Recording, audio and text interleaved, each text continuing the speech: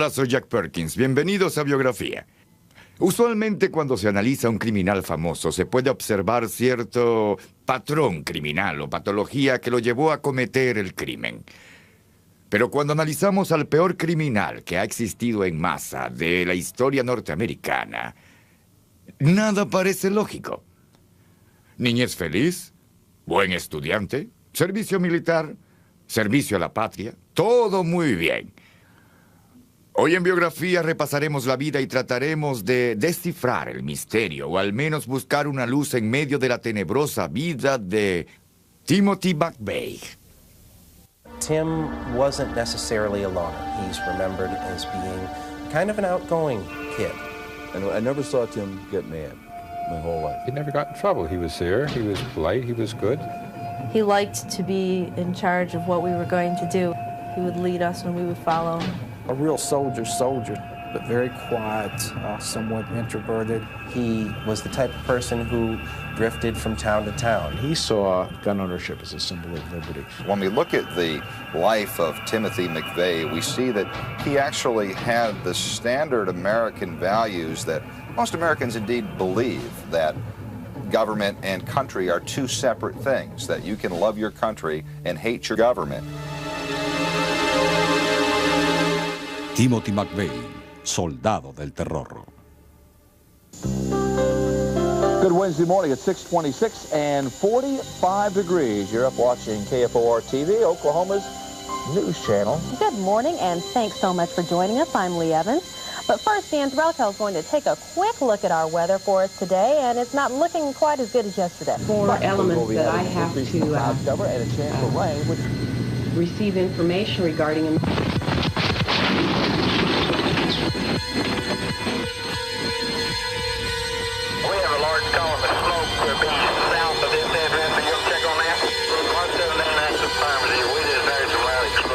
Don't know the nature of this explosion. It could be a natural gas explosion, or it could be a bomb. 316 to dispatch.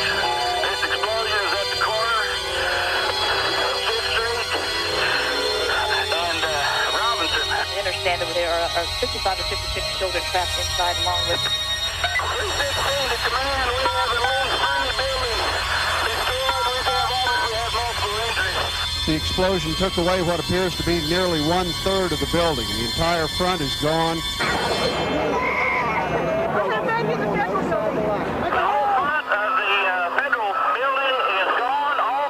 Something went pop and it blowed me clean to the back of the basement.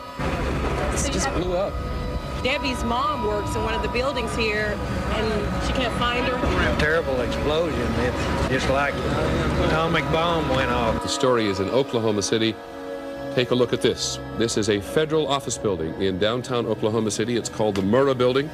It is right in the center of town, and at 9 o'clock this morning, an explosion of unknown origin did this to the building. We have to have deputies on the second floor, report numerous children on the second floor trapped. We need extrication crews up here. Building, second floor. There are a number of casualties. A fire department spokesman told us a moment ago that there are confirmed fatalities. How many at this point? Impossible to tell. Someone yelled that they had found another device in the building. It kind of got mayhem down there on the street, people running. It kind of looks like a war zone. It's a mess down there. It's a real mess. We're going to stay around. We're going to wait. We're going to try to get another word and probably try to find where we're going to have to set up a morgue. Murieron 168 personas. Entre los muertos había 90 niños. Más de 500 personas resultaron heridas. El terrorismo, en una escala sin precedente, había invadido el corazón del país norteamericano.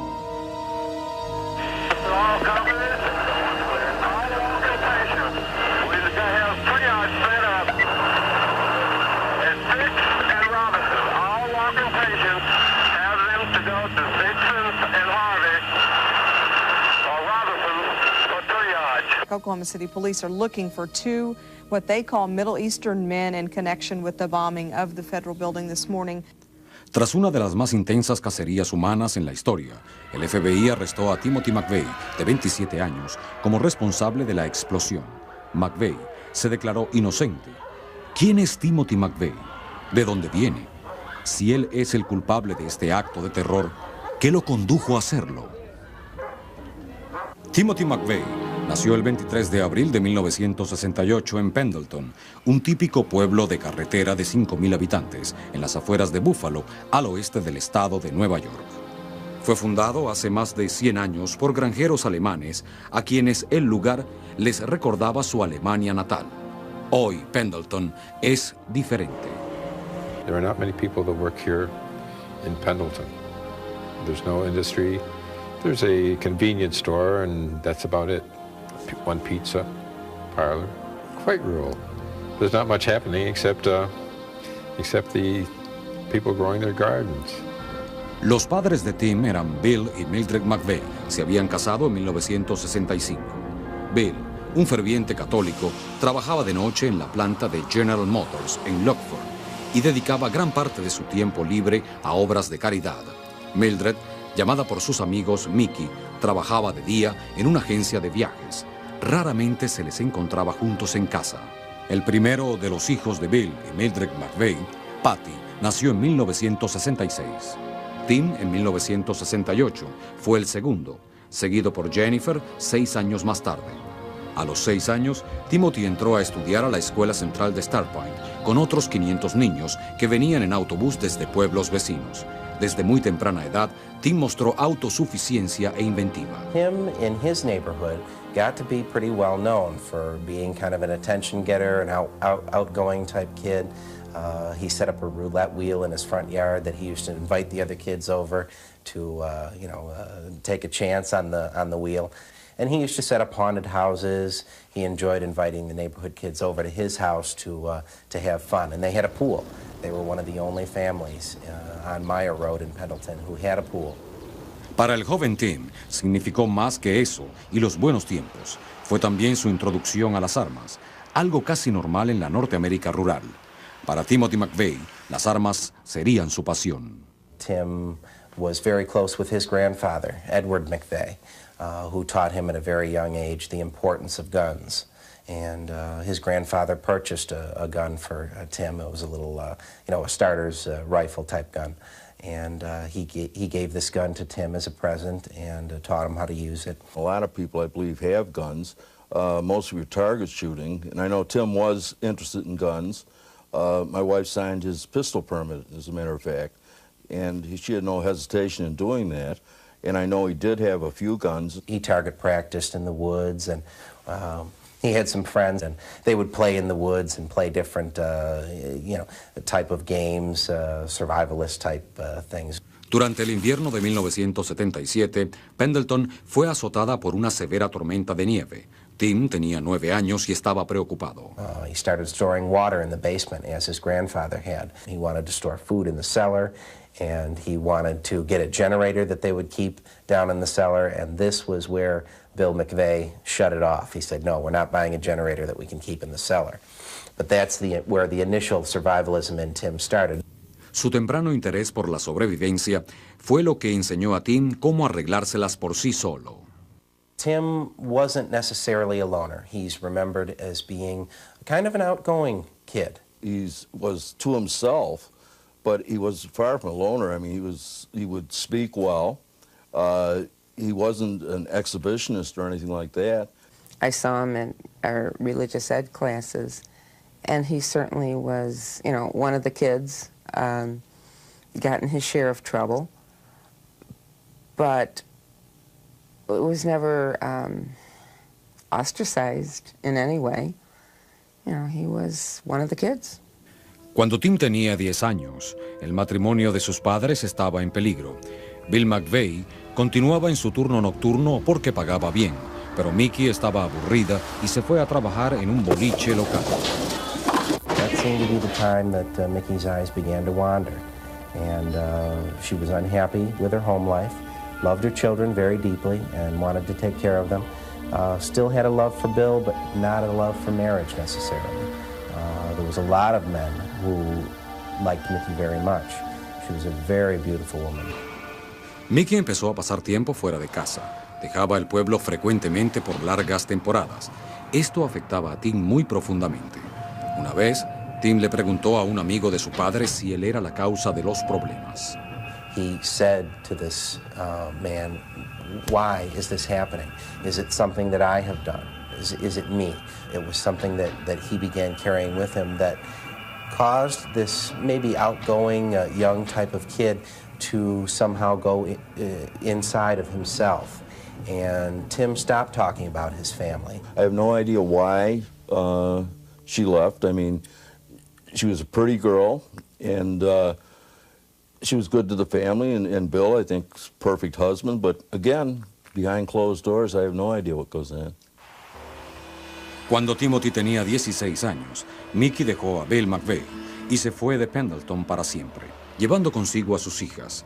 Tim decidió quedarse con su padre. Tim didn't seem to change an awful lot because he was fortunate that he went to the same school, lived in the same house, had the same friends, and it seems to me he was on the track team and, you know, kept up pretty much the same schedule day after day. Dad worked in the same place and, you know, his life didn't change an awful lot.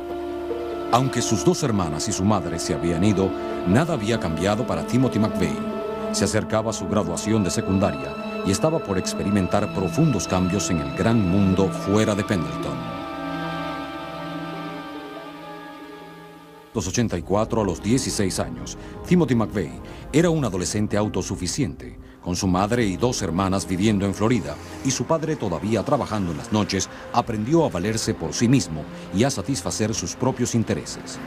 When Tim was in high school, he developed a computer program that was just very, very, very involved. He impressed his teachers to no end with this computer program of communicating through a modem. As far as inventive, I mean, it was just an intelligence. It was just kind of breaking forth. Just a smart kid.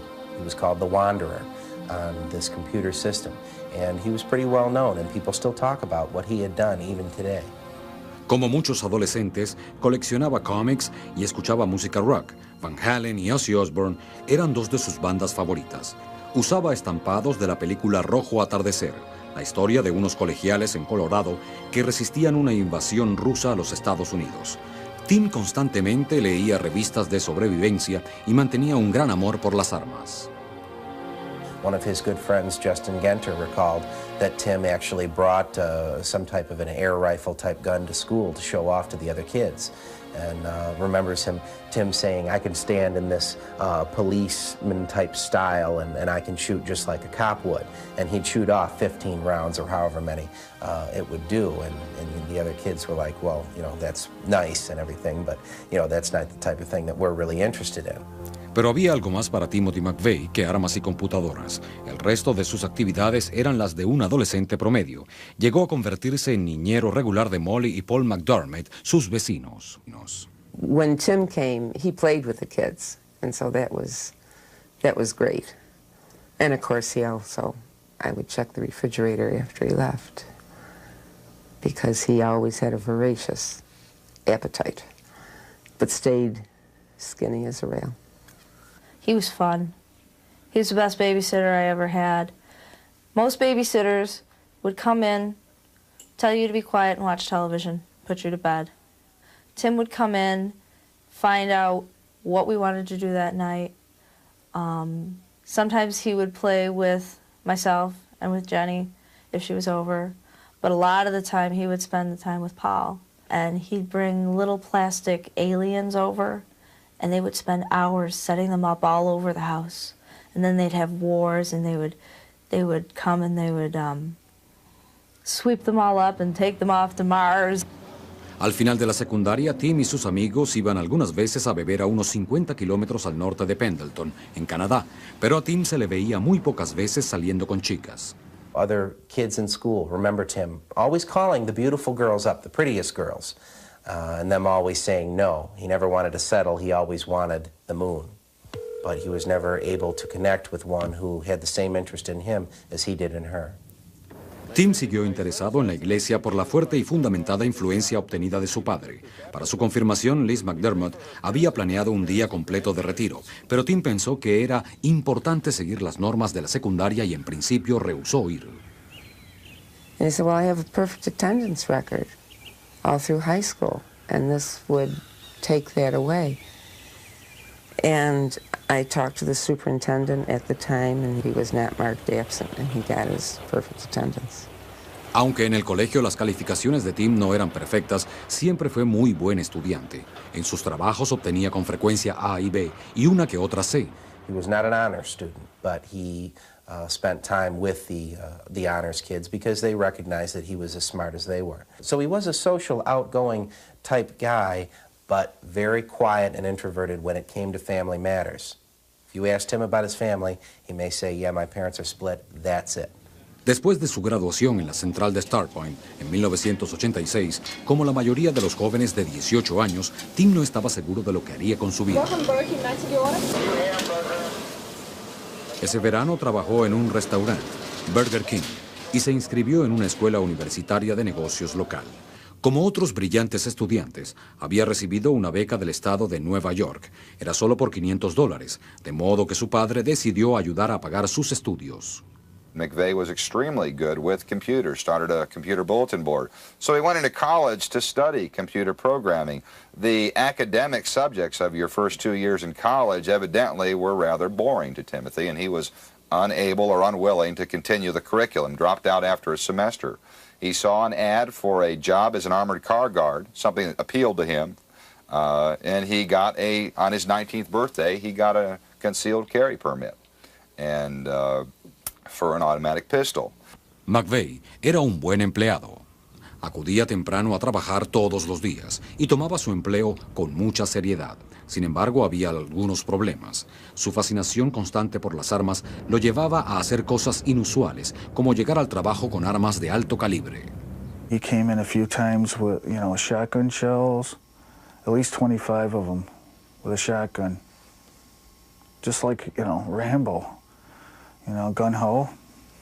Came to work one day as a joke to a supervisor with bandoliers of 12-gauge shotgun shells around himself, as well as a 12-gauge pump shotgun with a pistol grip. The supervisor didn't like the joke at all and sent Tim home. He would sometimes get very angry on the armored car for no apparent reason, and he would just fly into a rage. One of the co-workers indicated that this rage was incredible. He would get red in the face and be screaming. He was angry one minute, then he was normal the next minute. And that's the way he was. Quizás se debía a su frustración en el trabajo, quizá por rabia ante el divorcio de sus padres. No se sabía con certeza por qué Tim se enojaba tan fácilmente. But he never confronted anybody, nor did he ever look for any revenge in any relationships with people that we can determine.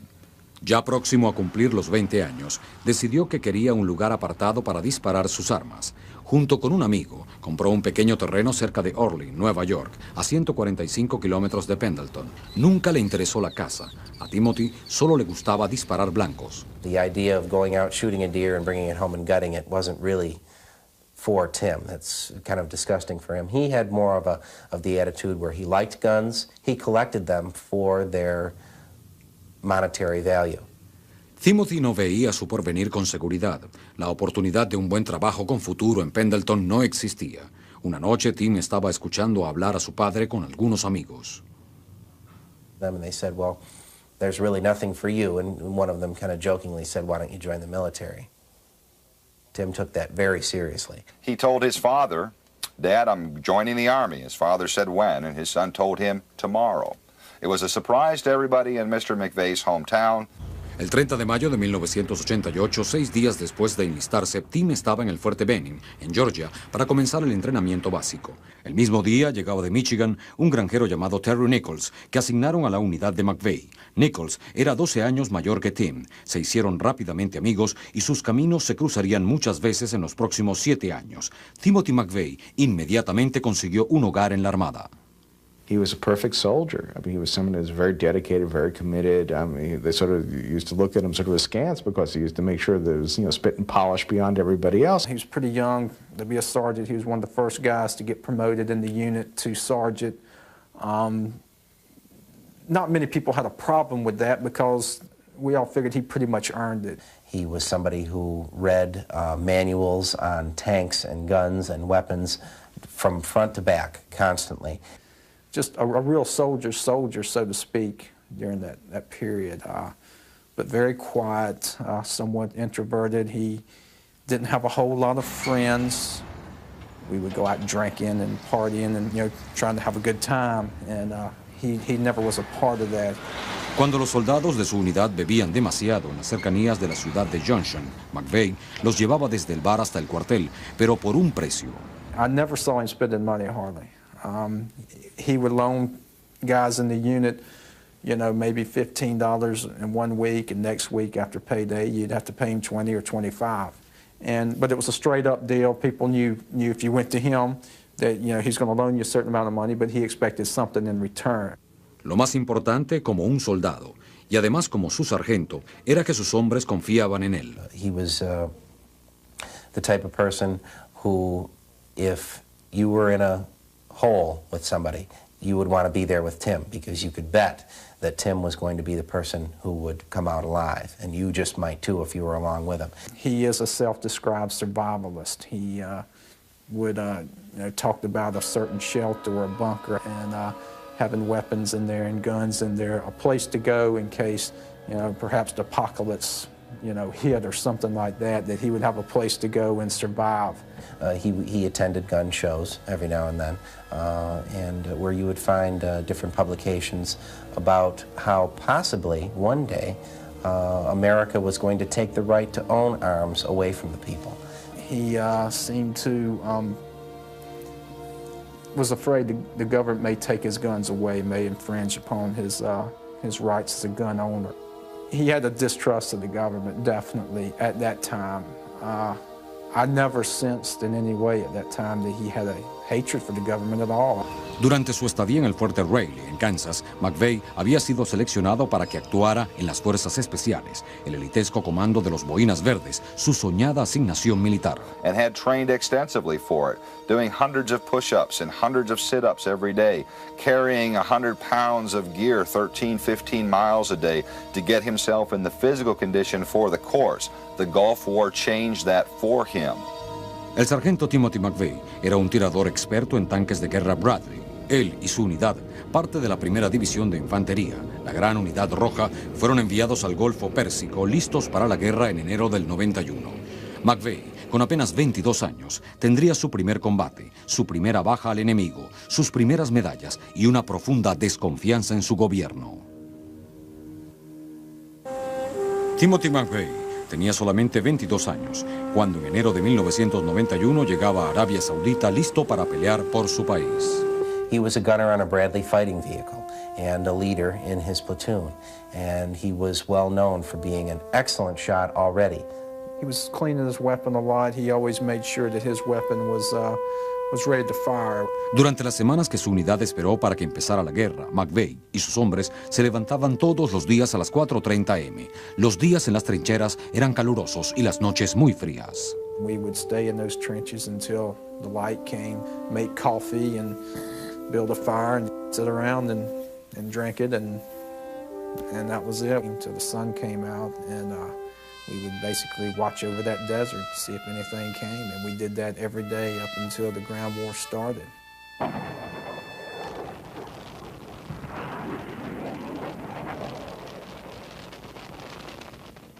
Esperó en la frontera de Kuwait durante casi 6 semanas. Cuando la guerra campal finalmente empezó, la unidad de McVeigh entró rápidamente en la verdadera acción.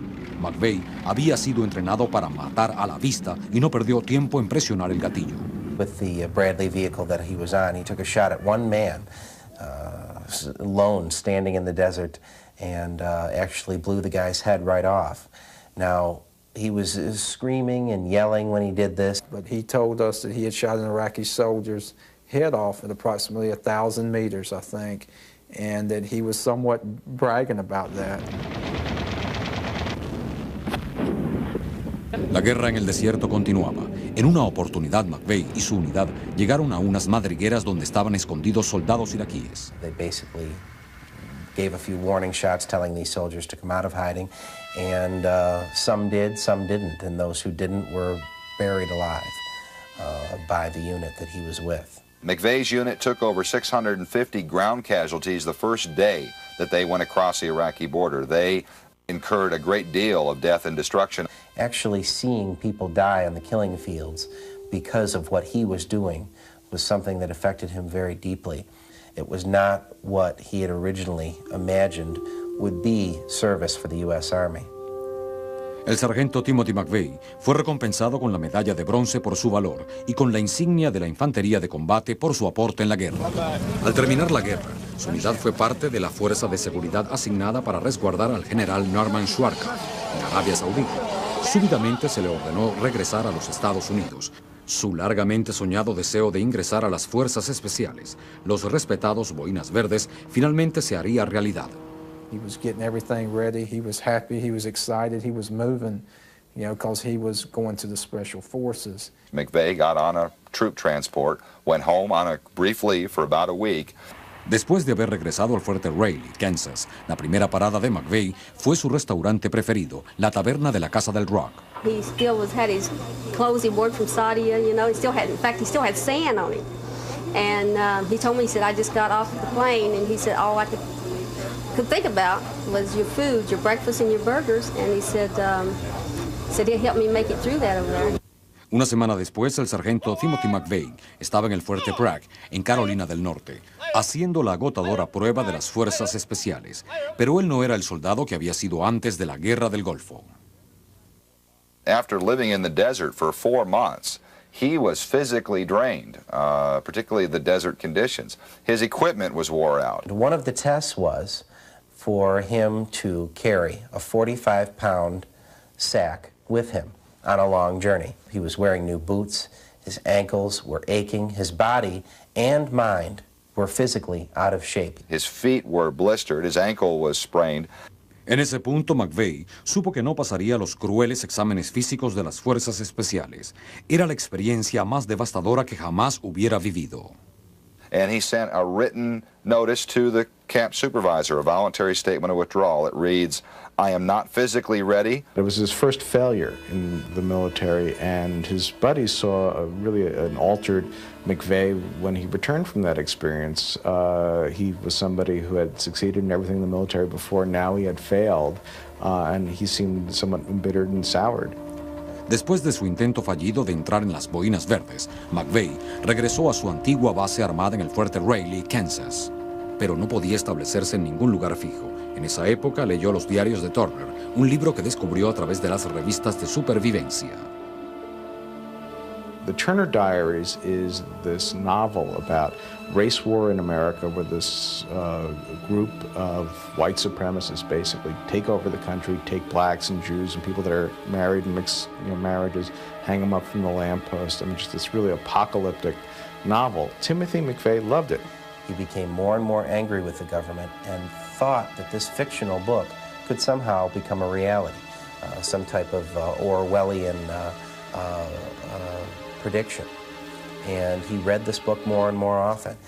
McVeigh se enojaba al leer en los periódicos lo que él consideraba una desviación contraria a la esencia de Estados Unidos, muchos relacionados con armamentos y drogas, hechos por el gobierno federal. He was someone who increasingly read and spent time with conspiracy-oriented, right-wing type books. McVeigh aún coleccionaba armas y se sentaba a limpiarlas en su habitación en sus tiempos libres. Cada día se convertía en un ser más solitario. Entonces, para sorpresa de todos, el 21 de diciembre de 1991 se retiró de la Armada y se marchó a casa. McVeigh nunca ha dicho por qué renunció a lo que todos consideraban una promisoria carrera en las Fuerzas Armadas. By all accounts, he went back home as a 23-year-old war hero and led a fairly normal and ordinary life. Got a full-time job, dated a couple girls up there, and worked as a supervisor at the security company. He stayed in Lockport for a while. He wrote a couple letters to the Union Sun and Journal, the local newspaper, detailing how unhappy he was with certain government laws, certain practices he had seen going on in the government. About a year after getting back, he just started to drift. He wanted to go out west. He was drawn to the desert from the Desert War experience. Fue así como el adolescente que se hacía llamar La Maravilla en su computadora se convirtió en un hombre inseguro que no lograba echar raíces en ningún lugar. Se vincularía con su viejo amigo de la Armada, Jerry Nichols, cada día más ensimismado en las filosofías antigobierno, visitando exposiciones de armas y coqueteando con las emergentes milicias armadas. Timothy McVeigh había emprendido un viaje que parecía no tener. En el verano de 1992, Timothy McVeigh, de 24 años de edad, dejó la reclusión de Pendleton, Nueva York, por la desértica soledad de Kingman, Arizona. Aunque estaba cambiando nuevamente y era incapaz de permanecer en un mismo lugar por mucho tiempo, nunca olvidó sus años de entrenamiento en la Armada.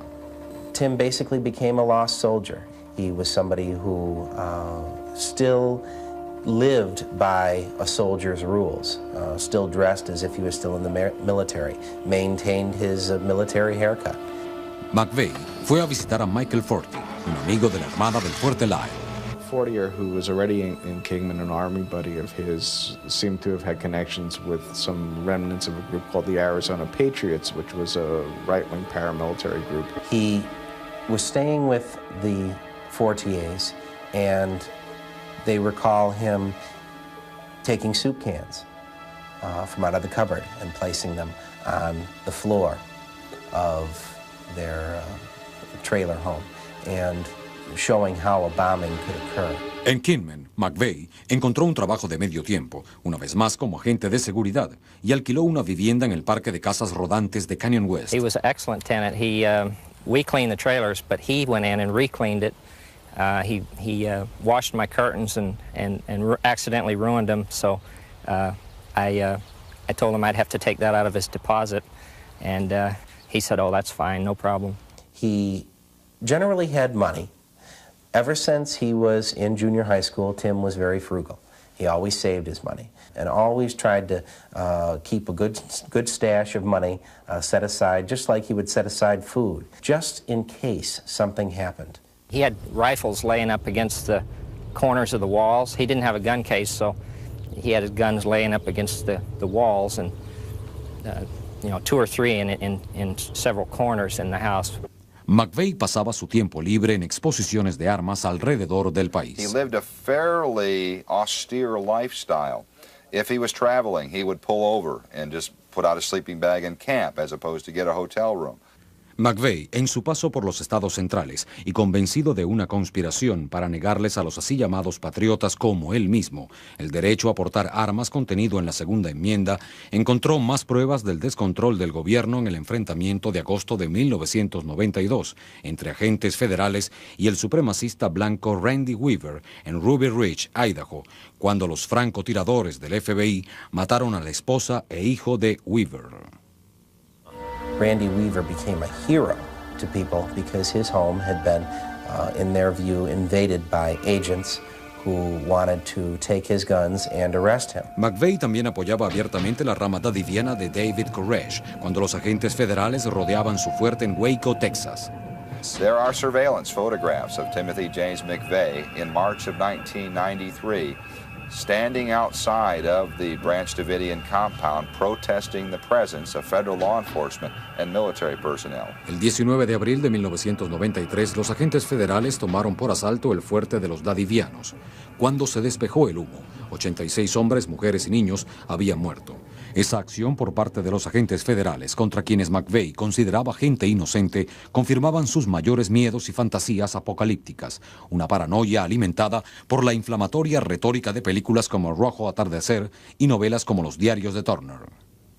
The Davidian compound caught fire. Tim watched it and basically began crying and screaming at the television about what was going on.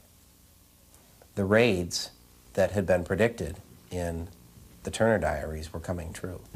Los Diarios de Turner se había convertido en la Biblia de McVeigh. Cuando no vendía el libro a mitad de precio, regalaba copias del libro en las exposiciones de armas. And the book, if I recall correctly, I think on page 38, describes in great detail how shortly after 9 o'clock in the morning, the hero of the book with some friends put together a truck bomb of approximately 5,000 pounds of fertilizer and fuel and blow up. In this case, the federal building was the FBI office in Washington, but otherwise it's remarkably similar to what happened in Oklahoma City.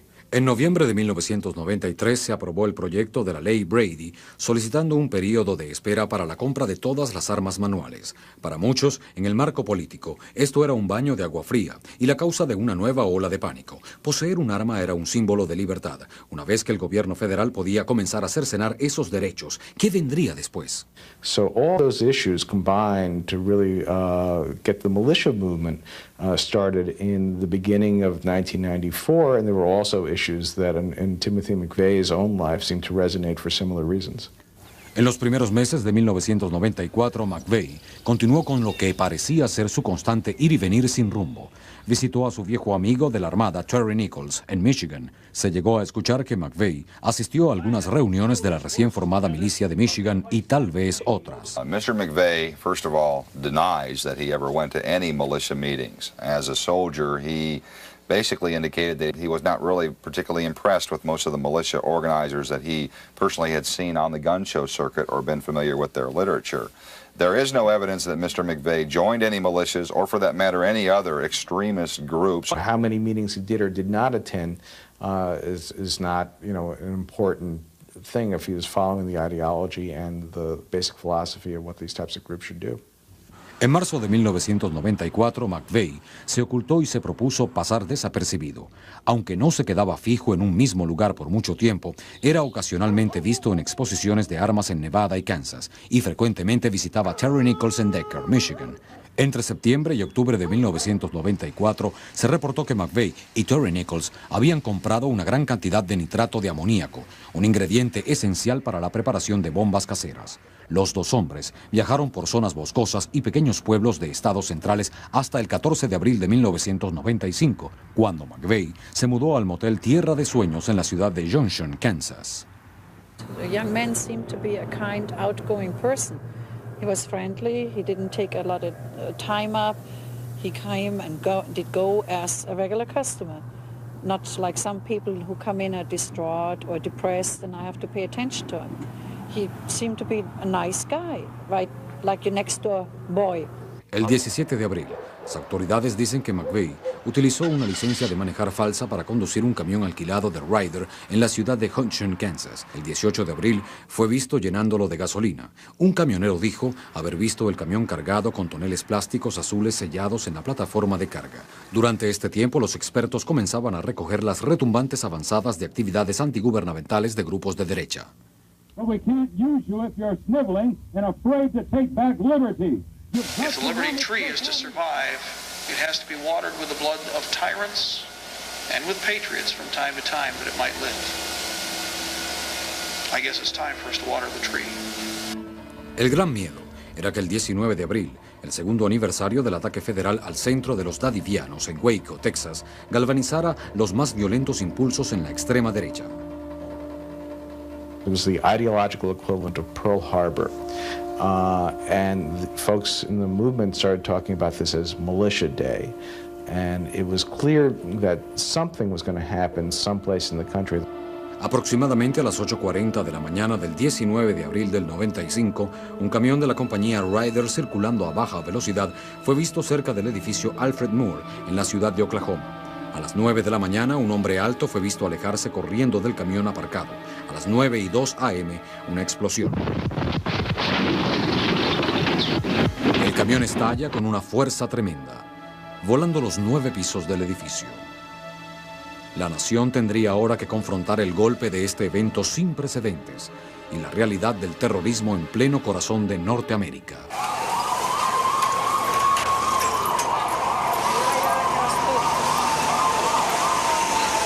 La bomba estallaba justo cuando cientos de personas recién llegaban al trabajo y los niños habían sido dejados en una guardería en el segundo piso. We will find the people who did this. When we do, justice will be swift, certain, and severe. I guess we pulled 6 dead babies out and a couple of dead women. The death penalty is available and we will seek it. It's awful. The only thing you see over there are bodies being taken out. The faster we can get the people out of there, the better off they're going to be. The first 72 hours is the most critical part. La cacería de los terroristas en esas primeras horas fue crítica. 168 personas habían muerto, incluyendo 90 niños. Más de 500 resultaron heridos. En la mañana del 19 de abril, sin que lo supiera el FBI, Timothy McVeigh pasaba por una tranquila autopista de Oklahoma en un polvoriento Mercury amarillo, cuando fue detenido por una patrulla de autopistas. 10:20 a.m., about 6 or 7 miles north of here on I-35, which was 75 minutes after the explosion, Trooper Charlie Hanger stopped the vehicle for not having a tag displayed. During the ensuing conversation, he noticed a bulge under the fellow's jacket that he immediately took to be a gun in a shoulder holster. La policía dijo que el arma de mano semiautomática que McVeigh cargaba oculta estaba cargada con balas de talón negro. McVeigh fue arrestado sin forcejeos cuando fue encarcelado en Perry, Oklahoma. Dio su verdadero nombre y número de seguridad social, mientras que el FBI continuaba la investigación sobre el bombardeo y repartía retratos hablados de sus principales sospechosos. These are now the nation's two most wanted men. The FBI says they rented the truck that carried the bomb that blew up in Oklahoma City. The government is offering a reward of up to $2 million for information leading to the arrest and conviction of those responsible for the bombing in Oklahoma City.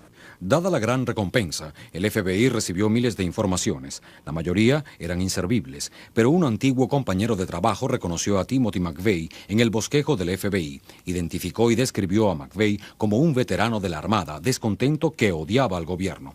El FBI investigó su Banco Nacional de Datos y el 21 de abril descubrió a McVeigh a través de su número de seguridad social en la cárcel de Perry, esperando una audiencia de apelación establecida para las 10 a.m. El FBI ordenó arrestar a McVeigh como sospechoso de la explosión.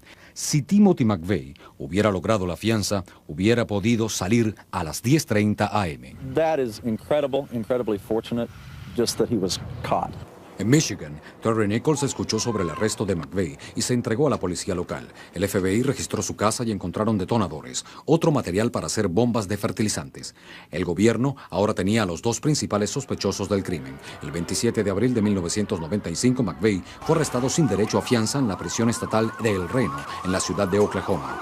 En julio, los fiscales federales dijeron que procurarían la pena de muerte para McVeigh y Nichols. En agosto, un gran jurado acusó formalmente a McVeigh y a Nichols por la explosión en la ciudad de Oklahoma. Al mismo tiempo, los abogados de McVeigh trataban de trasladar el juicio a otro estado para ayudar a su cliente a conseguir un juicio justo. The defense is petitioning to have the trials moved out of the state. Prosecutors and the families of those who died in the bombing want to keep it close to home. Attending the trial would maybe put some answers, give us some answers to our questions. There's no way we can go out of state. Pero un juez federal de Denver vio diferente la situación y decidió ser imparcial en el proceso del juicio en Denver, a 800 kilómetros al norte de la ciudad de Oklahoma. Mientras los abogados de ambas partes preparaban el caso, Timothy McVeigh estaba recluido en aislamiento en la prisión estatal de El Reno bajo constante guardia. He is in a very small cell. There is a bed, a small table, regular fixtures. He gets a lot of literature and information every day. He listens to the radio. He listens to G. Gordon Liddy. He gets the Washington Times. He occasionally gets the Wall Street Journal, the Dallas Morning News. He reads them cover to cover. He looks very healthy. He does a lot of push-ups and sit-ups in his cell and runs in place or walks. They allow him sometimes to come out into a hallway area to walk and pace back and forth. Somebody makes visual contact with Timothy McVeigh at least once every 15 minutes. El nivel de seguridad bajo el cual está ahora McVeigh es similar al de la guardia que se da a los suicidas potenciales. Mientras dura su juicio, los Estados Unidos recordarán una vez más aquel acto terrorista como ningún otro que se haya visto en este país. McVeigh y Nichols fueron culpados por la muerte de 8 oficiales federales defensores de la ley por conspiración y uso de armas de destrucción masiva. Timothy McVeigh y Terry Nichols serán enjuiciados posteriormente por la muerte de 160 hombres, mujeres y niños que murieron en la ciudad de Oklahoma aquel fatal 19 de abril. Si McVeigh intentaba deponer al pueblo en contra del gobierno, fue todo un fracaso. Antes del bombardeo, ciertos rumores de políticos desvirtuaban al gobierno y lo tachaban de insulso e inútil. Luego de la bomba, desaparecieron los rumores. Al presidente Clinton, su buen manejo del incidente le valió ganar una fácil reelección. A McVeigh solo le sirvió para hacerse un nombre entre los famosos. El del peor asesino en masa en la historia de Norteamérica. Para Biografía, soy Jack Perkins. Hasta la próxima.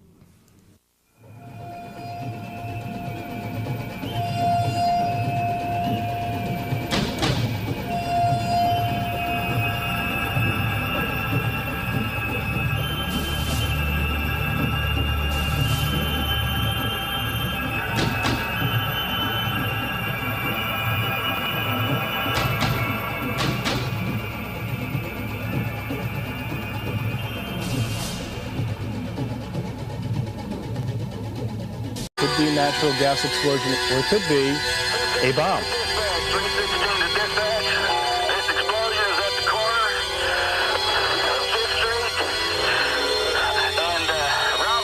We understand that there are 55 or 56 children trapped inside, along with... 316 to command, we have at least 3 buildings destroyed.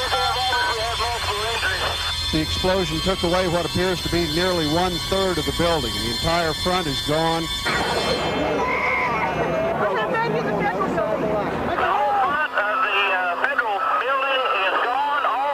Something went pop and it blowed me clean to the back of the basement.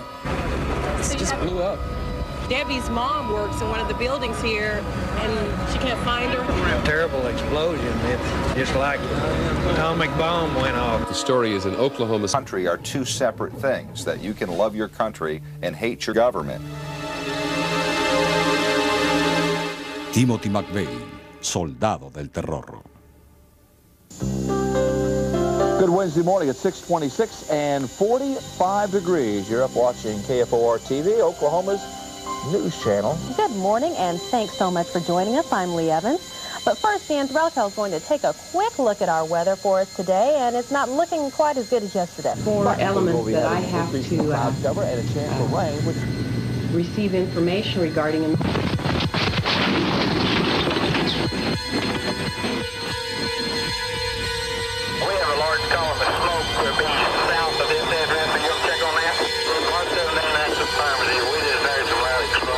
Don't know the nature of this explosion.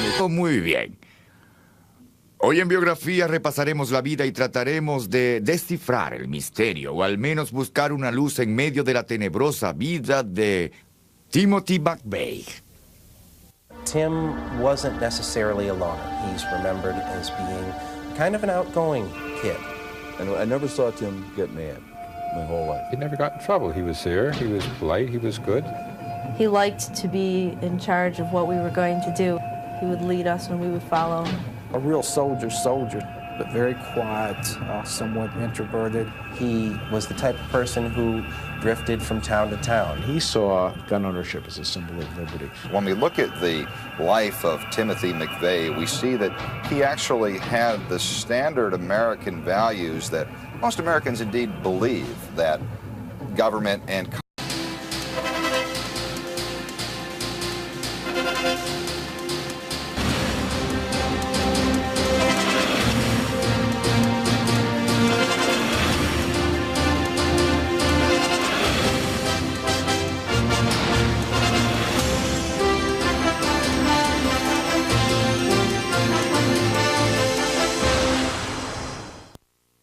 Hola, soy Jack Perkins. Bienvenidos a Biografía.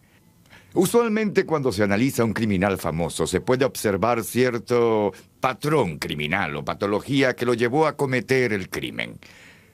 Pero cuando analizamos al peor criminal que ha existido en masa de la historia norteamericana, nada parece lógico. Niñez feliz, buen estudiante, servicio militar, servicio a la patria, todo. Take a look at this. This is a federal office building in downtown Oklahoma City. It's called the Murrah Building. It is right in the center of town, and at 9 o'clock this morning, an explosion of unknown origin did this to the building. We have to have deputies on the second floor. Report numerous children on the second floor trapped. We need extrication crews up here. Second floor. There are a number of casualties. A fire department spokesman told us a moment ago that there are confirmed fatalities. How many at this point? Impossible to tell. Someone yelled that they had found another device in the building. It kind of got mayhem down there on the street, people running. It kind of looks like a war zone. It's a mess down there. It's a real mess. We're going to stay around. We're going to wait. We're going to try to get another word and probably try to find where we're going to have set up a morgue. Murieron 168 personas,